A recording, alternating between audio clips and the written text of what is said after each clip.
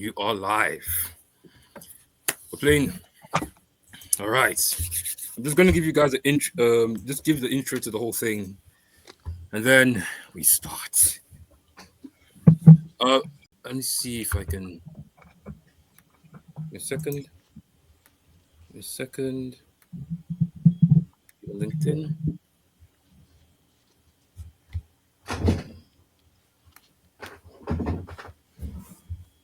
All right. Let me just check if it's live on LinkedIn. See. Comments. Let me see.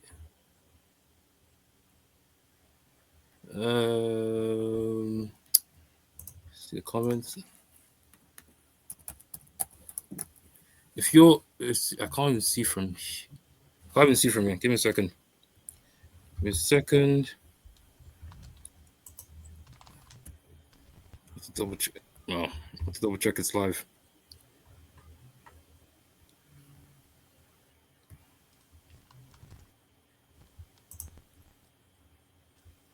Okay.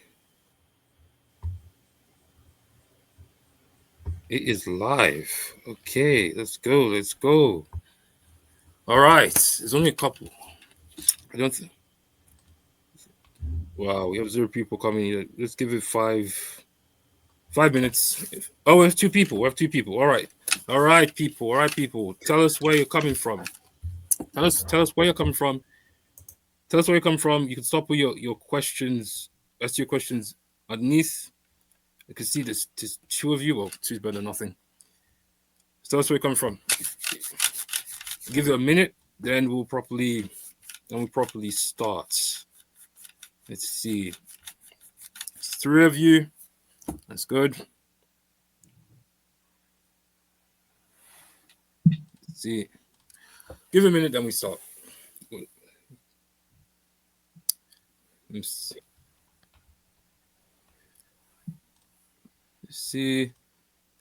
And we'll have this recorded as well. So anyone was late, you can watch the recording after this. 3, 2, 1. We got Alan from Arizona. Yeah. 4. Okay, I'll start now. So, welcome to the first installment of the SEOs of the round table. Like I said, let me know where you're coming from in the comments. Start putting your SEO questions in if you haven't already. Oh yes, nice to see you, Alan. Alan, Allen. Hey, cool. Arizona, cool. Yeah, I just saw the comment just now.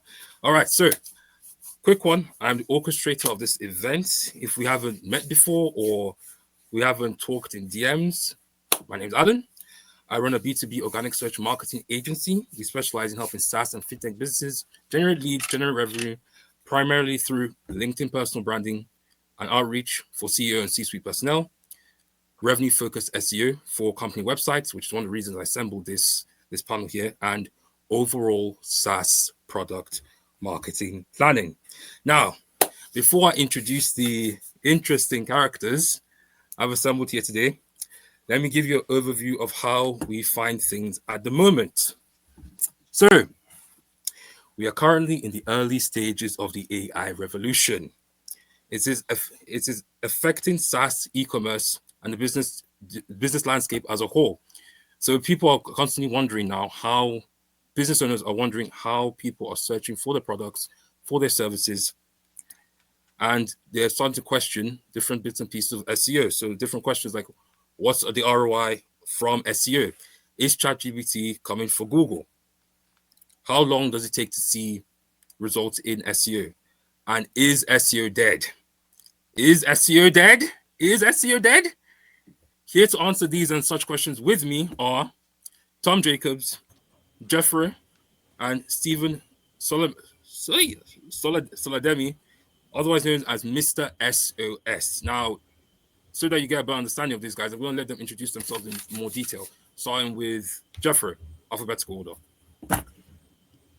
Sounds good. My name is Jeffro, and I'm on a mission to rid the world of terrible websites. My company is FroBro Web Technologies, and we build high-converting websites for service businesses that are growing and need a better place to represent who they are, what they offer to the world. Now, my company also offers local SEO because obviously you got that great website, but you got to get people there, and SEO is a great way to do it, especially for a lot of local businesses. So that's why I'm here. All right, cool. Let's see. Next, Tom. There you go. Yeah. Yeah, Sorry. Yeah. Go. Yeah, sorry. you're good. I'm Tom Jacobs. I run a B2B SEO agency called Gouda Market. We're kind of playing in the middle space between SEO and GEO, whatever you refer to it as. For mostly SaaS tech, kind of health tech kind of companies in the mid-market to enterprise space. Okay. Steven, or Mr. SOS. So my name is Stephen. A lot of people call me Mr. SOS, and I run a digital marketing agency called SOS Creativity. We primarily specialize in success on search. So that's our phrase for SEO, GEO, whatever it is that you're trying to achieve visibility, conversions, and sales on.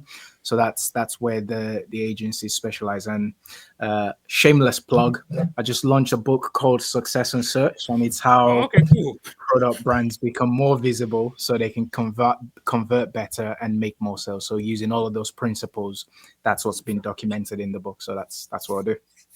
Okay, cool. You better put. Do you have the link for people to go check it out? Yeah, it's on Amazon. If you type in Success on Search on Amazon, you see it. But yeah, I can ping you over a link as well after. Okay, cool. So now you know the people on the panel. So now I'm going to start with an opening question. Now this is a question that I haven't actually told anyone on the panel. So it's a bit of a sporadic question. I haven't told people on the panel. You guys don't know about it as well. So I'm going to ask the question now. And the question is this. Do you know the upcoming new term for SEO? Let me repeat that for you, just in case you may not have heard. Do you know the upcoming new term for SEO? Starting with the low ball. Okay, so SEO, yeah. So SEO usually the common phrase for meaning for SEO is search engine optimization. Everyone knows this. But do you know the new upcoming term for SEO? I think You may have heard it. I think I got it. You think you got it? Has it got something to do with Neil Patel? He's got it. You have got it. So if it does, then SEO, the new meaning of SEO is search everywhere optimization. Yes, he's got it. Yes, it's true. Yes. Don't know. Did you? Any of you in the comments? Any of you in the crowd? How many people are there? Like 3. Any of you crowd get that? If you got that, write in the comments. Yeah. So yes, yeah. As soon as said Neil Patel, I was like, oh, this guy's got it. This guy's got it. Yeah. So now it's a growing phrase in the SEO community that SEO is now a lot of people now calling SEO search everywhere optimization. Neil Patel is a famous one for that because now the way buyers search is changing. People aren't just searching Google anymore. People aren't just searching a website anymore. People are searching LinkedIn. TikTok was made a search engine like how many years ago? Not too long ago. We have people searching Instagram and Google are now doing their thing. You're now seeing more posts from Instagram on Google. You have YouTube. You have now ChatGPT as well, which is increasing as well, and all the other LLMs are now growing at the moment. So you have all these new ways of searching. All these now people have changing their behavior because ultimately SEO is studying how buyers search for their products, studying that behavior, and then manipulating it for the business, for the good of business. You manipulate how your website is structured. You manipulate the keywords you use to make sure that it's optimized for buyer intent. So that's what the new term of SEO is coming into, and it's a felt it was an appropriate opening for this particular talk, because this whole thing started because I saw Tom's post about ChatGPT, about how it's now changing the market. So if we don't have any questions for the crowd, let's see. No. Still have no questions. Well, I'll can start. I throw I'll something else in there real quick, Alan? go on, Jeffrey. Yeah.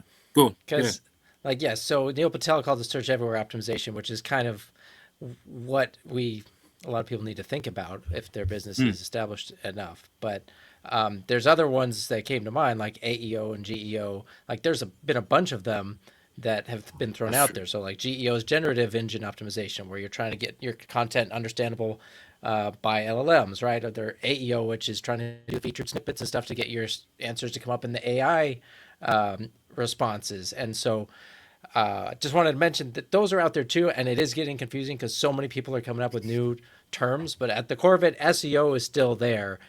Just the scope maybe has shifted a little bit. It's not a new thing. It's just got a couple extra facets now.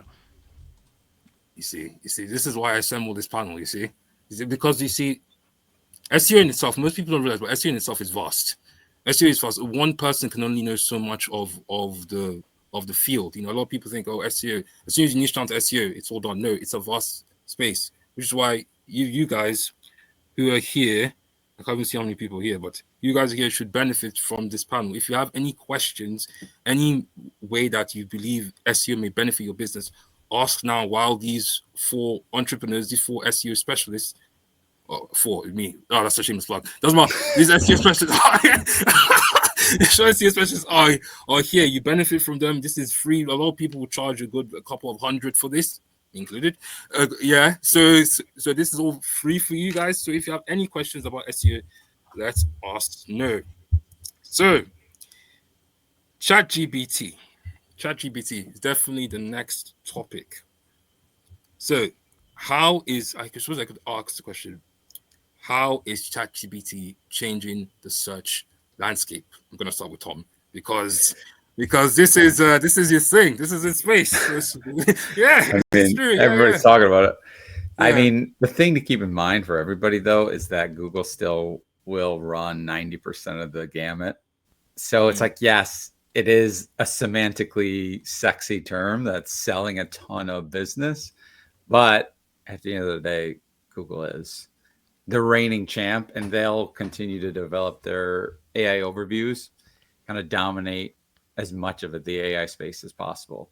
ChatGPT, I mean, statistically, the people coming out of ChatGPT are maybe 1% of your website traffic, but have been proven to be about 4.4 times higher quality, in that a user will bounce around inside ChatGPT, doing their research, doing their education, building like a consideration set. And then by the time they're ready to bounce out to your website, like they're already kind of qualified and kind of warm audience. So you optimizing and showing up visibly in the LLMs themselves can only help, but you can't expect it to like save your business or, load your pipeline for Q4. And with that showing up in the LLMs, it's quite interesting. I'll tell you guys a story. So I usually work indoors. I usually work inside my house usually. And so I decided I wanted to go outside. So I booked a workshop that happened to be happening nearby. And I went to the workshop, and this workshop just so happened to be being run by the top UK female business coach in the UK. And this was I only found out when I got there. I just said I wanted a place to go out. I didn't actually realize that was that.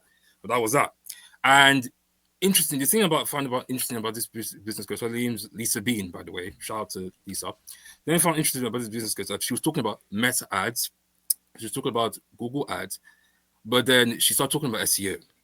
And that was what I was listening. You're talking wrong. I was listening. But that was when I was writing. Then when she said SEO, I started looking like, because most of the time, most business coaches I know don't actually talk about SEO. So she was saying this. So she got a 5K deal from a client, which is good. I was like, oh, yes, well done, Lisa. So she always asks when a client come to her and find her, she always asks, how did you find me? Even when I went there, she said, how did you find me? I said, oh, I just wanted a place to go. I just wanted a place to go out and stay. Yeah.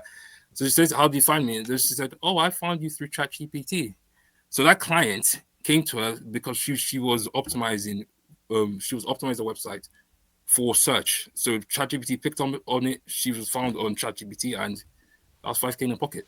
So it just tells you how it's really changing the business space. And according to Kai couldn't. He's one of the people. Just in case you guys don't know, Kai was one of the specialized in e-commerce as well. He's one of the people I invited here, but he's moving this week, so he couldn't make it. Yeah. So what's it? Kai one of the things he said in his content, because I look at his content, it's quite interesting. One of the things he's saying is that this is how it is now, but like 10, 20 years down the line, it's going to grow even more. So it's going to really change the landscape a lot more than it is today. But I think, well, this is just my opinion. You guys agree, disagree with me? I don't really know. I think it's primarily to do with the sector. That because you have some places that ChatGPT is really hype. A lot of people are searching, like maybe for local SEO, they're searching for good places in their area or places with high reviews, and they may not want to search for Google, so they search ChatGPT, and that's good. But sometimes with SaaSes that aren't so known or so growing, it doesn't bring in that much. It doesn't bring in many visitors with high buyer intent. So it doesn't bring that much to. I know, but Tom, Stephen, Jeffro, what do you think? What's your experience with how ChatGPT brings in actual revenue to the business? What are your thoughts? I can see you guys are really thinking, huh? You guys are. It's quite interesting. It's an interesting angle. I actually was it last week? I think it was last week. One of the clients that were e-com clients that we're doing SEO for sent me a message about how they've been playing around in ChatGPT, looking at their industry and so on. And they were like, how do we get into ChatGPT? So I was like, tell me a bit more. Like, what do you mean? How do you get into chat? I knew where the conversation was going, but I wanted to see what her context was. And she was like, yeah, well, I was doing this search in ChatGPT and like we didn't show up. So I want to know if there's anything we can do. So I said, can you send me the chat? And she sent me the chat from her ChatGPT. She put in her industry. And then after ChatGPT's first response, she asked, what are the brands in the industry?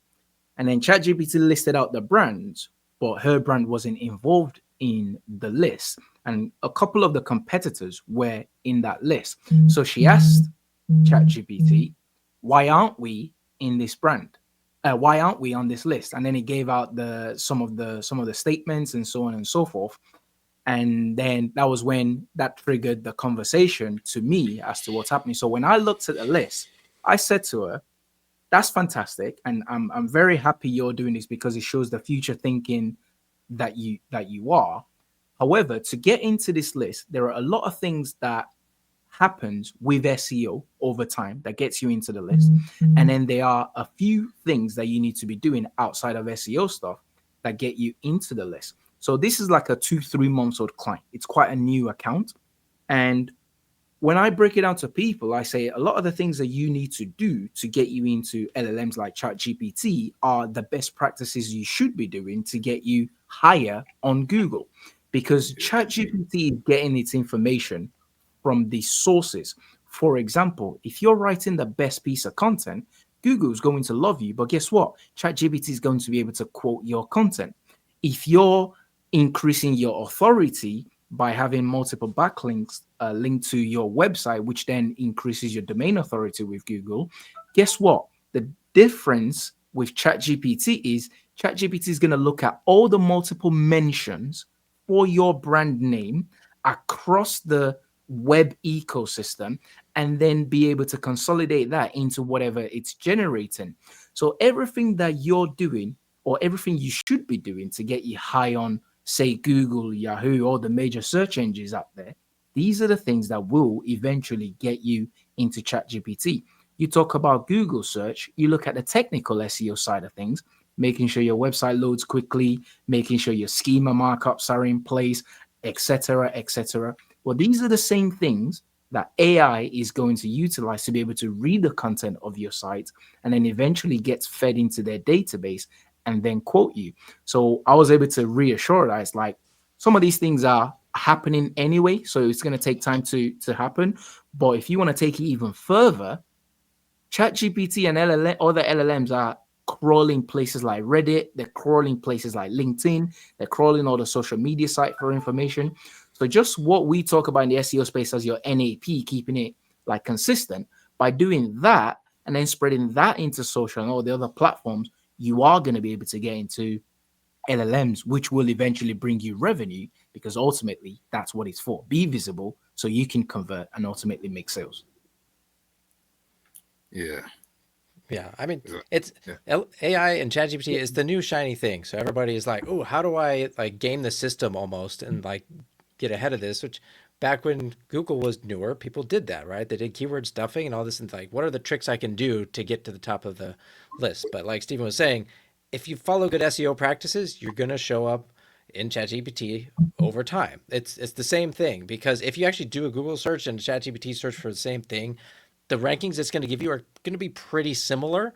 And that's what we've seen. And so you're not going to just suddenly trick this one. And even if you do, they're going to fix it in the next update. So just, you got to focus long-term doing it right. There's only a couple technical things to do that are specific to ChatGPT or whatever, which is, okay, make sure your robots.txt is not blocking the AI and LLM platforms from crawling your site. Okay, then everything else is the same. Make sure you've got your schema. Make sure you've got your backlinks, your domain authority. Like, it's all the same beyond that for the vast majority of people. Unless you're a huge major brand, and I mean, then you've already got other stuff going for you. But yeah, people are just looking for the shortcut, I think, and we got to break people out of that mindset. Jeffro, are you seeing nuance between like what national brands are doing for AI and what a local smaller business would be doing to optimize for like reviews and Google My Business type stuff? Well, the local businesses, definitely we focus on the Google Business profile to make sure that they've got their reviews and they've optimized that for their services and everything else. I mean, the national ones, obviously we don't focus as heavily on that because they don't need a geographic context to show up for the most part. But I only have a couple national clients. Most of my clients are local. And so that's why we do the fundamentals on the site, do some backlink building, but then we also optimize their local business profile. And that seems to work pretty well. That's fair. Okay, that's you guys have heard it. Yeah. It wasn't you guys have heard it. It wasn't from me. It's from these guys here. And the Yeah, only other because thing you know I'll if you add to that, sorry, go Alan, on. one more thing is it also comes back to your target audience, right? So if your target audience is boomers or something, guess what? Maybe you shouldn't be spending your time trying to optimize for ChatGPT. Just worry about the Google profile, Google Maps, your local search, because that's where your people are searching. That's what they know. They're not jumping on the next AI platform. They're like, oh, I don't want to. It's too much. Like, I got this. It works, right? So if you are an up and coming SaaS platform or you have broad appeal, like, okay, then sure, maybe spend a little more time looking at it. But for the most part, yeah, I think it gets a lot more hype than it needs. No, I agree, and people like the context as well, because like you guys have rightly said, it is the shiny new thing. It is what's happening out there. You can't have a conversation without it popping up. But what people don't forget is the context and the numbers. Everyone's saying GPT is being used by this many people and that many people and etc. But when you really look at it, when it comes to traffic and when it comes to everything else, LLMs account for maybe 4 to 6, 7%. Yeah. of the activity, like the overall activity. And Google is still there chilling with 85+% on a bad day. And people are saying, where should you be focusing your energy on? Like I saw a statistic somewhere that really shocked me. For every organic traffic that social media gives you, Google gives you 11 times the amount. And it was mind-boggling.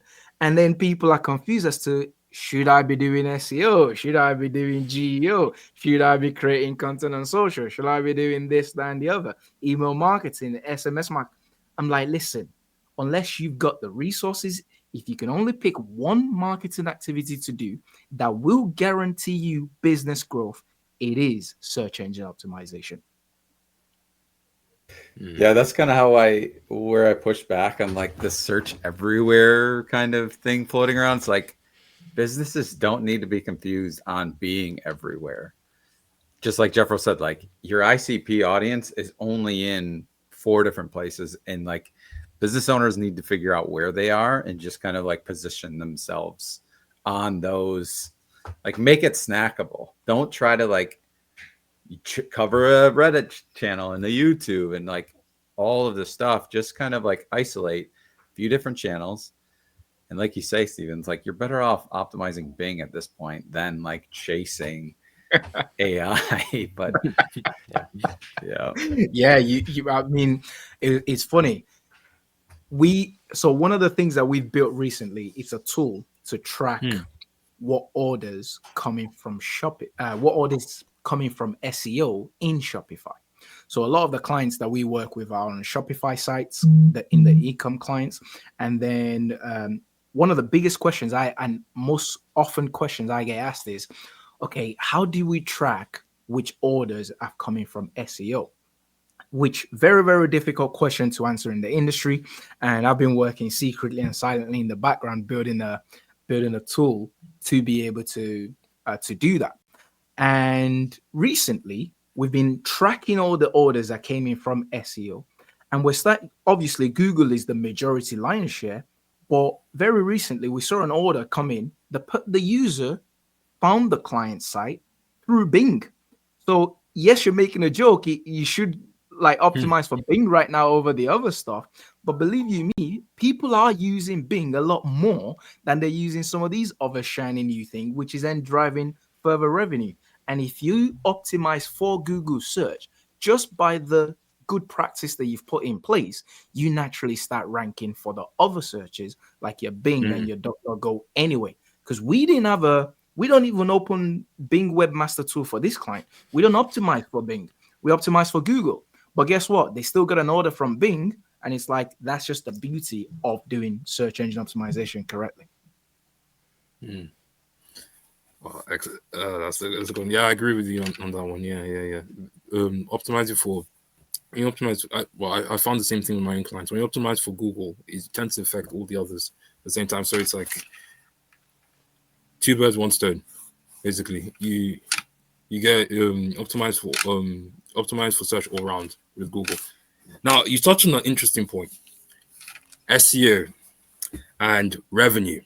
Now, too many business owners have come to SEOs in general with this notion that with this situation that the agency. I was talking to Tom about this in the I don't know, it was in the comments. I think that the agency they were working with previously had burnt them without them seeing, and so they were 6 months and they hadn't seen any results, any revenue, any sort of traction to their sites. Maybe they've seen a bit of traffic, but then no actual conversions.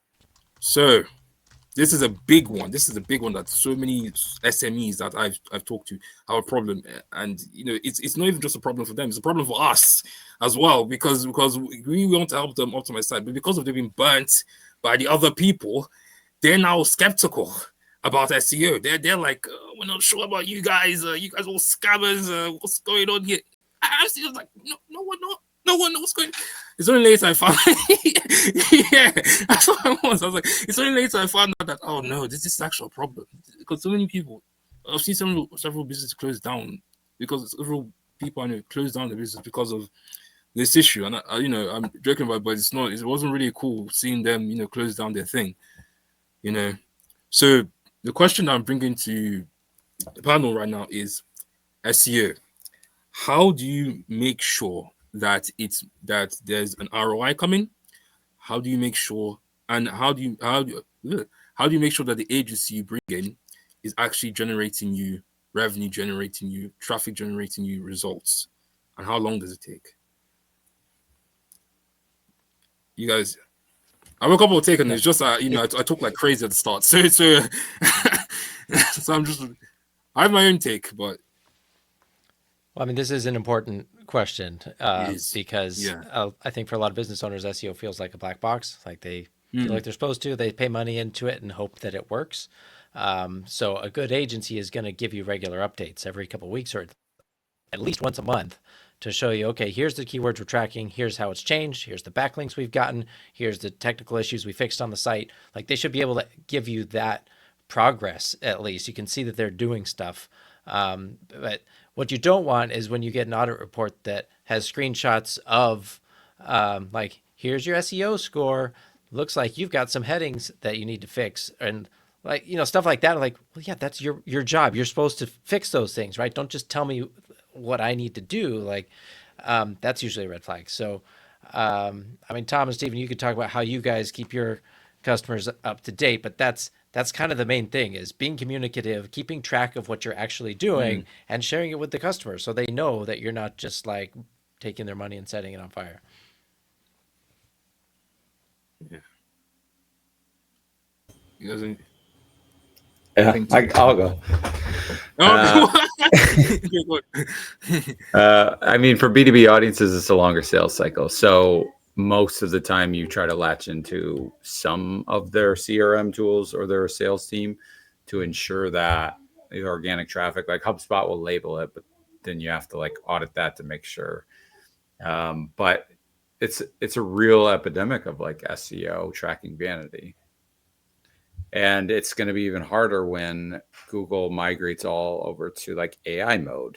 And it's like there's no longer links to click. And then they're getting everything's kind of like rolling into the brand awareness and more like softer signals in the user journey. And then you kind of like rope in attribution tools, but it's all kind of messy at a certain point. But like you say, if you have it down to a science where you're tracking like Google Search Console data with keywords, landing pages, and you know which ones are converting to action in GA4, you can kind of piece together the story of your false positives of high traffic gainers, but no action. And then your actual converting landing pages where they're turning into not only form fills, but actual like pipeline. Absolutely. It is a tough thing. It's the hardest question in the industry to answer, in my opinion. And a couple of the ways that we've come close from a reporting standpoint, we send clients 2 reports a month. One is a manual report of the actions that we've taken. So we've done this, we've done that, we've done this, we've done that. And as a result, it's turned into this. The second one is an automated report of keyword rankings. So they get that every single month without fail. And then you can compare for previous 3 months. So you can see the up and down fluctuation of the keywords. So they get that. But then from a business side of things, the ways that we're able to track the result, because like I said at the start of the conversation, what we do is about being visible so you can convert and make sales. How do we measure visibility? Well, through the rankings. How do we measure conversions? We've started implementing Microsoft Clarity, so heat maps. Hotjar is another alternative. So we put that on every single site that we're working with. So we're able to see the movement, we're able to see the activities. That helps with placing CTAs in the right places to increase conversions. And then in the back end of that, for the non-e-commerce clients, who typically the way they measure result is lead generation, we're able to then look at the leads. And typically we will connect HubSpot into their site if they don't have a CRM, because it's about transparency. From a free HubSpot account, you can see how many people fill the form. You have the record in there. The breaking point for those type of businesses is we don't know their conversion into actual paying customers. So there's always that stumbling block there, because it's just the nature of the business. Unless they told us that this person converted into that, we will never really know. But we can know we've generated this number of inquiries. They've come from this landing pages, which are the SEO landing pages that we've worked on and created. That we always have a dedicated form rather than your generic contact form. We mimic that form but call it an SEO form, so we know if the inquiry came from the SEO pages and that SEO form, or they came from just your pretty standard contact form. But in the e-com space, that's where we're truly innovating. We've like I spoke to you guys earlier, we've got that tool that is now tracking an order. It tracks where the users has come from. It stores the information into the cookie, and then once they add products into the cart, it transports that into their cart information. And then once the order is placed, the Shopify owner gets an additional note in the order that says these are the SEO touches. They went through this page and went through that page and went through that page. So what we're now trying to do is try and connect that information with Google Search Console to then see, okay, what were the keywords that they actually, to try and reverse engineer that. What keywords did they search to get them there? But we're very, very spot on with this order. There was an SEO touch that was involved in it, and they went through this page and this page at this time before making the order. So those are the ways we're able to kind of answer that question. And as we all know with clients, it's never going to be perfect 100%. But as long as you can demonstrate results with multiple case studies as well, you can often differentiate yourself from the not so good SEO agencies, which I'm sure there are plenty of out there. Well, I want to add one thing to that, Stephen, because what you're talking about, like you're actually, it depends where you draw the lines, right? Because search engine optimization, once a person clicks, that's a conversion, right? Okay, I did my job. But you're talking about actually putting heat maps and optimizing the page itself to get the person to buy or schedule the meeting or whatever. That's technically more of the marketing's team's job, right? To make sure that it's converting. So yes, if you can put in the technical infrastructure to track all that, you've got more information, and that's great. But you should be able, so yes, I just want people to understand that, okay, if your SEO agency is saying, look, we're getting you all these clicks, and they're like, but nobody's buying. Like, okay, let's talk about that. Then we maybe need to optimize a landing page. Let's look at the non-SEO clicks as well. How did people get there directly or from an ad? Are they buying?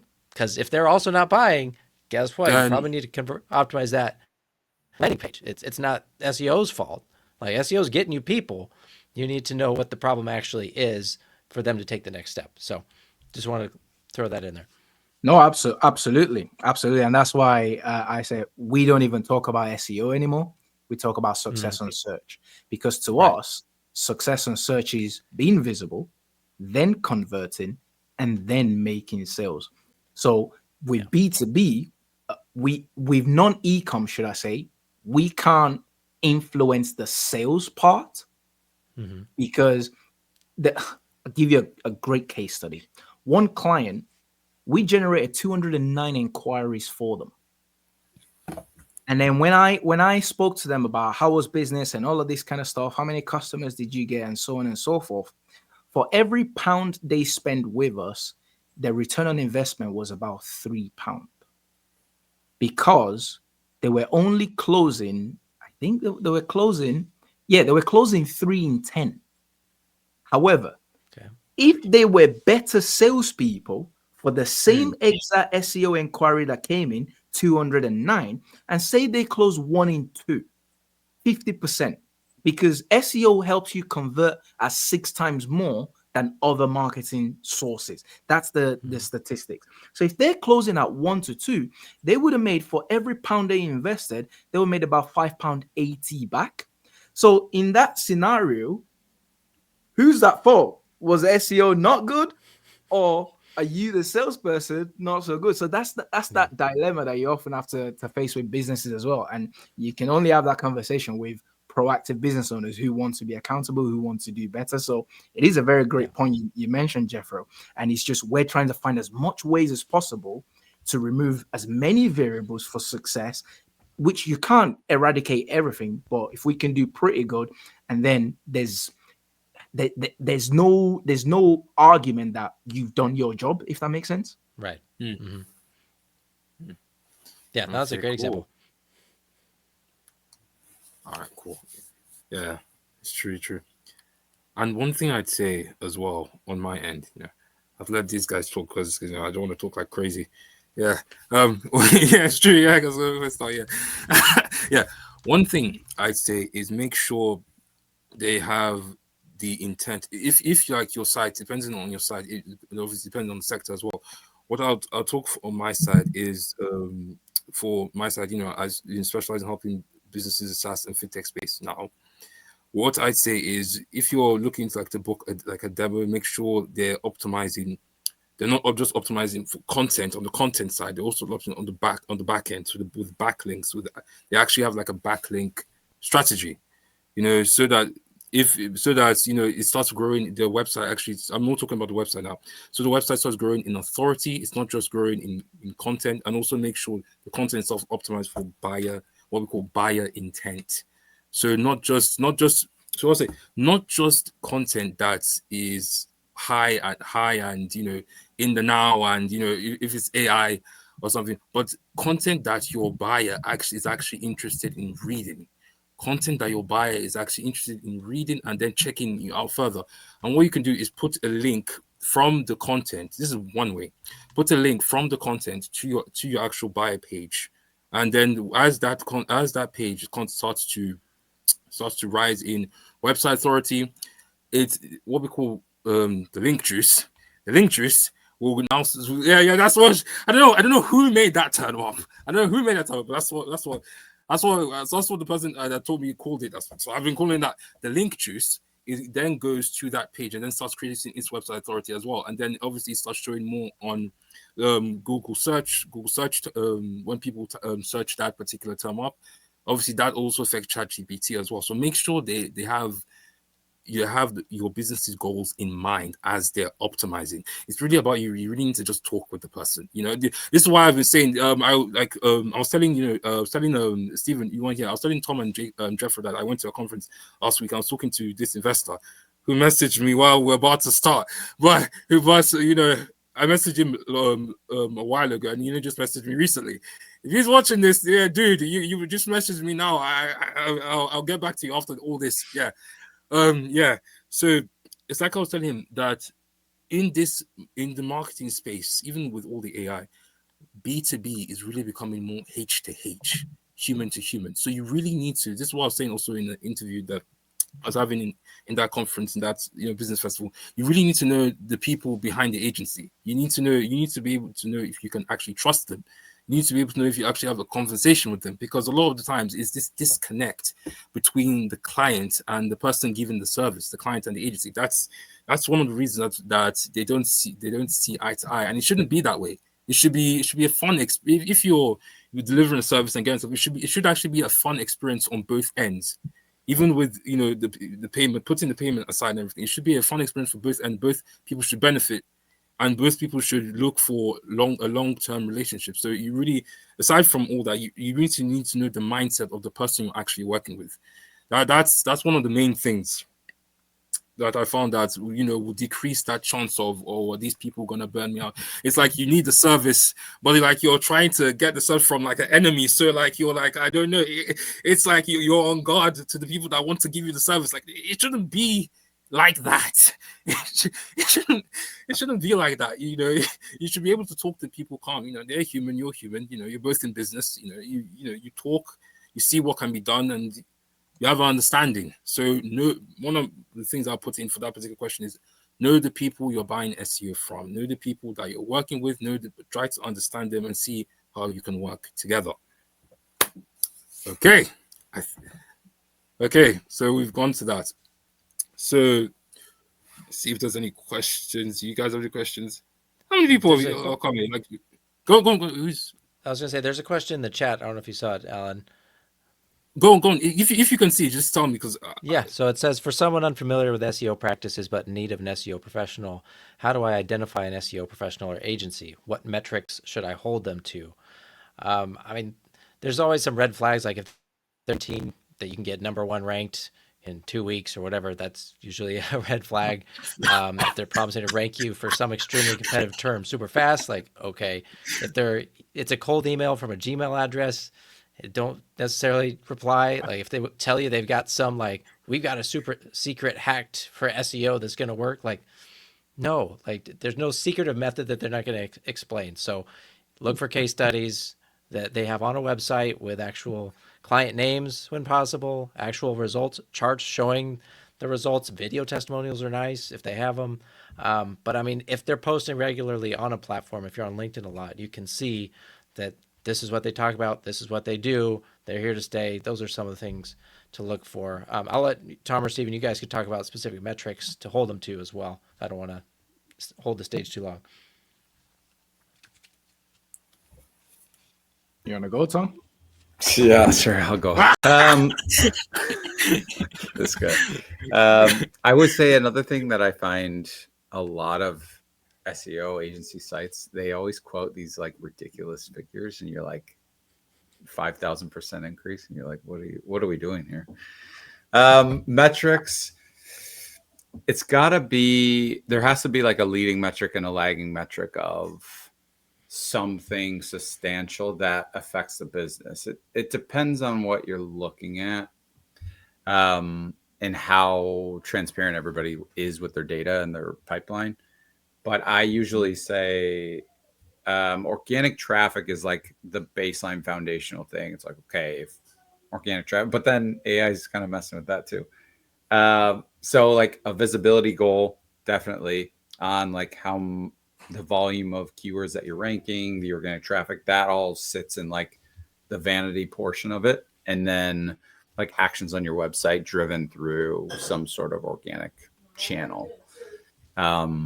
And then to everybody else's point, if you work into HubSpot or some sort of CRM, taking a look at attribution of organic search, if we can get to that level, is always the most ideal option.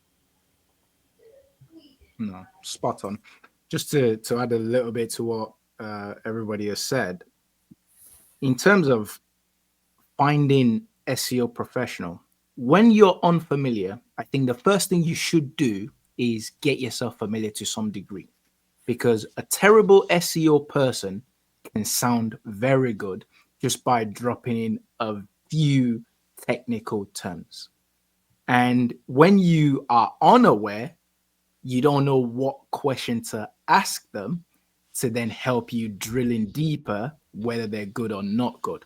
So first thing first, get a little bit familiar. That doesn't mean you go become a technical SEO person yourself, but you need to be able to ask the right questions. And being able to ask the right questions coming from a little bit of understanding, because when you don't have the understanding, you don't know what questions to ask. So that's the first thing. And then if you're going to identify SEO professionals and agencies, it's like identifying any business professional. Like, can you get recommendations? Do they have publicly verifiable signals to show that they're good, in terms of, like Jeffro said, video case studies if you can get it, written testimonials if they don't have the video ones? Are they vouched for on LinkedIn, so like professional platforms?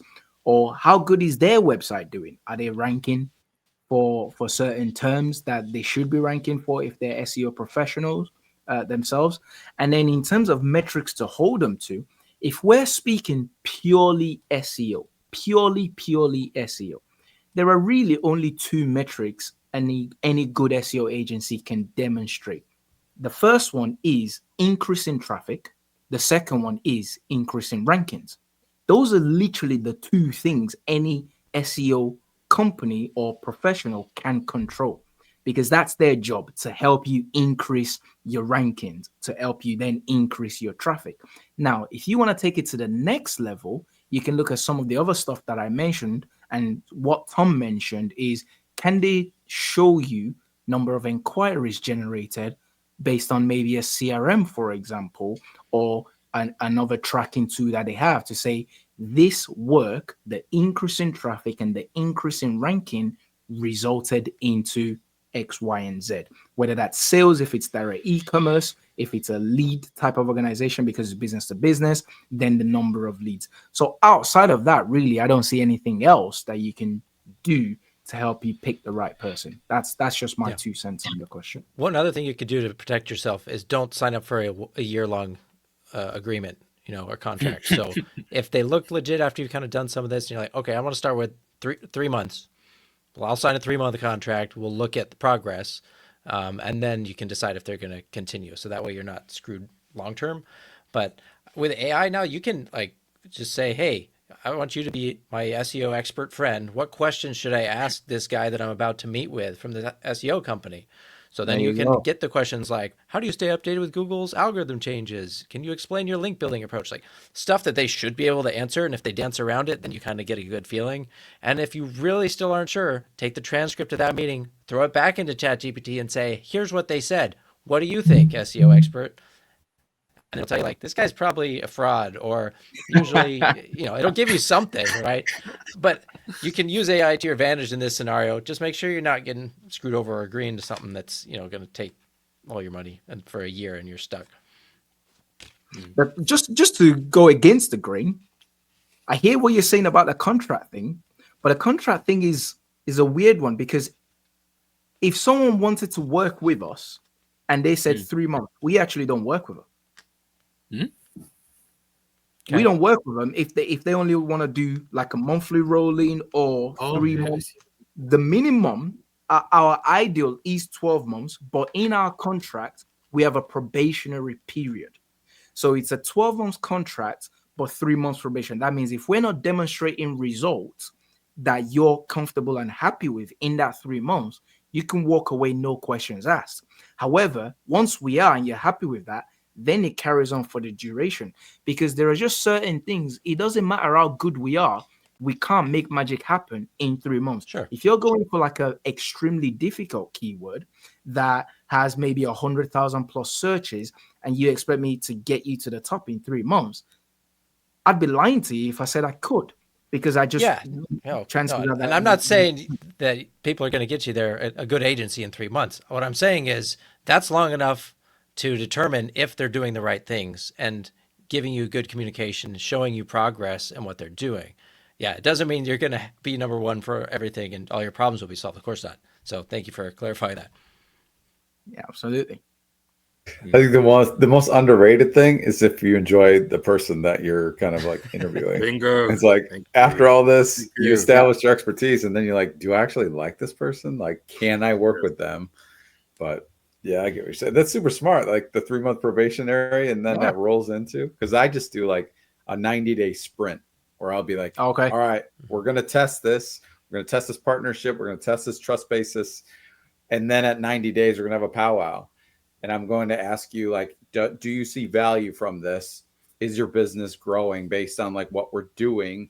Do you have trust that I can get you to the phase 2, phase 3, so that like you get customer buy-in and they come with you on this journey? Like, I'm taking a risk, you're taking a risk. Let's bring it on together so we can establish some sort of partnership in the longer term. And then it kind of pressure tests me that like upfront I have to show enough value in B2B. Like, you're in e-com, so it's a completely different world, but I'm not going to close deals in the first 90 days. So like you say, it's hard to say 3 months and we're out, but as long as they're seeing some sort of movement and value and I'm over communicating, I usually over invest in that 90-day period too, just to show some upfront grace to that business. But yeah, it's different for everybody.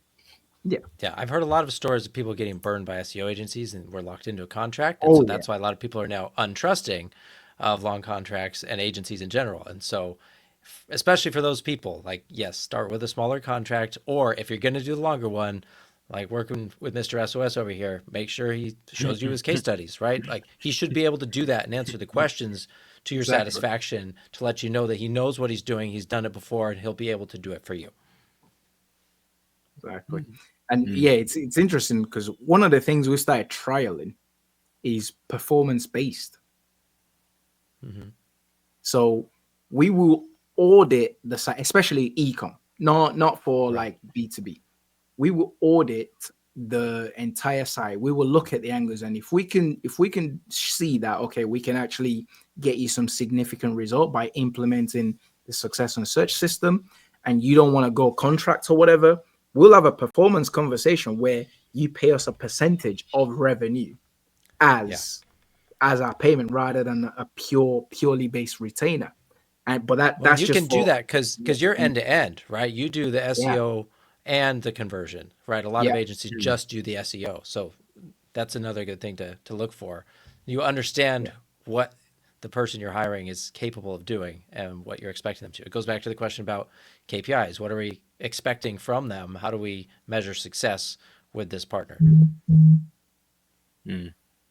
I'm also with Steven as well. I also do the optimization for the website and traffic, and also the CRO, the conversion rate optimization. So that's how my agency works as well. What I'd say to his question, ultimately, you have to look at you have to really, again for me, I don't know, but for me, you have to look at the people in the agency. So can you trust them? What I say is you look at the digital footprint. That's basically how I do it. So you look at their content, you look at their reviews, you look at if they have different videos on social media, like on LinkedIn, for example. You look at their LinkedIn and you look like, first of all, can I trust this person? And also, business is a very funny thing. So anything can happen in business. So you have to say, if all things go kaput, if all things go if all things go crazy, will this person be able to understand my situation, or will we still able to work through it? Because business is crazy, you can be high in revenue 1 minute, you're gonna go the next minute. It really, you really have to be. It's not in the conference that I went to. This woman described it as business marriage. So you're basically hiring the person for the project so you have for your business, you have a goal. So for SEO is to generate revenue, generate for, like, for example, SaaS. You want to generate demos, you want to sign contracts for that SaaS, and you want that SEO person to help you reach that goal.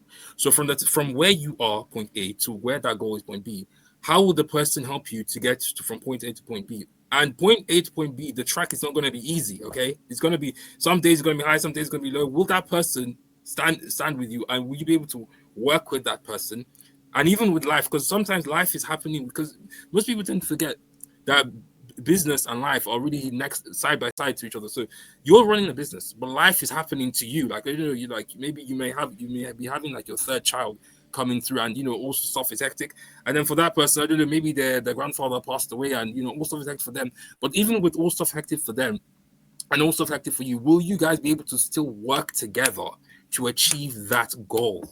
So you need to put that, even with the expertise and everything, you need to be able to work with the person on a human-to-human level to go from point A to point B. That's one of the key things. Ultimately, it comes down to knowing the people behind the agencies, like I was saying before. Because business is a funny thing. It's really people to people. You need to be able to work with the person long term. So that's one of the things. Look, this Roy. Yeah, that's one of the things I'd say. If you're looking for an SEO professional, even just a professional in general, you need to be able to work with the person as well. And obviously do your due diligence and look at the content and talk to them and etc. So yeah. Real quick, I gotta drop off, guys. I appreciate you putting this together, Ellen, Steven, Tom. Yeah. Nice sharing the stage with you. Take care, everybody. You too, man. Bye. You too, man. Take care, man. I think Tom, are you? What's happening with you? Yeah, I'm hopping too. I got another meeting. You're hopping too? Oh wow. Yeah. Okay. Put in my hour, man. It's a good conversation. The hour is up. Yeah. Right. Okay. Good chatting, guys. Yeah. Good. Yeah, you too, man. You too. Yeah.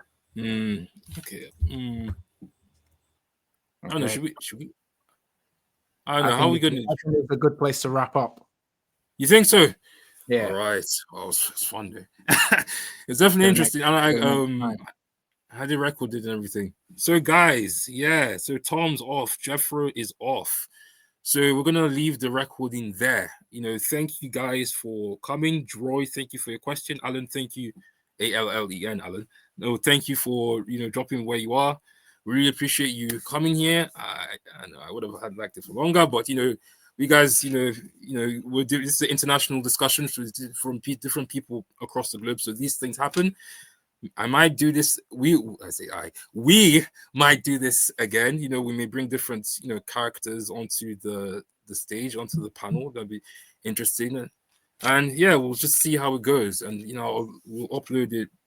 It should be recorded. If you missed some stuff, you can come back and watch, and we'll maybe record put it on YouTube as well. So thank you guys for coming.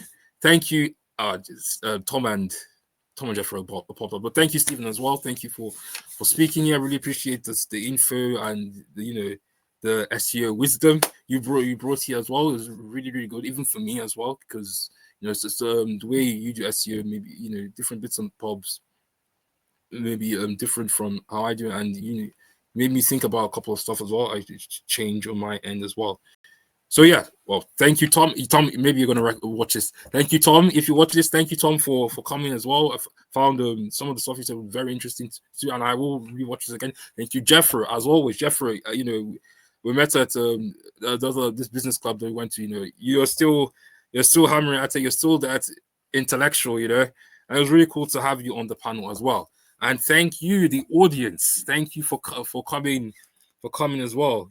Thank you and you guys are watching the recording of this video. Thank you. We appreciate you guys coming. Without you guys, I suggested this, without all you guys coming, this would not have been possible. So we really appreciate. I'm going over the time. We really appreciate you coming here. So thank you. And just to end off, I'll say thank you for coming to this first installment of the SEOs of the Round Table. And is it? And it's over.